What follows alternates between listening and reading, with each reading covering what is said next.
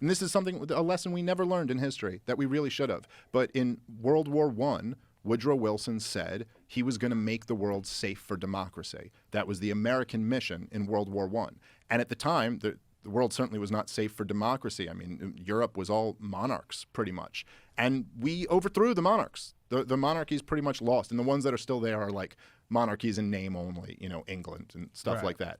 And then in the next decades, you had the rise of Hitler, Stalin, or Lenin, and then Stalin.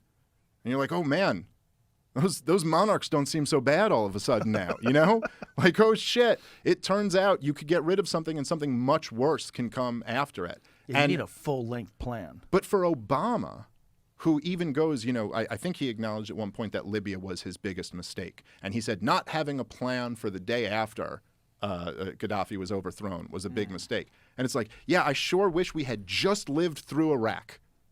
Like, how could you not see that coming? Right. How could you not be like, oh, yeah, and then after that, still tried to overthrow Assad in Syria. Right. And you're like, wait, so you don't see this? That? Oh, yeah. Do you remember when they gave that speech, when he gave a speech on television, and everybody was like, fuck this? Mm-hmm.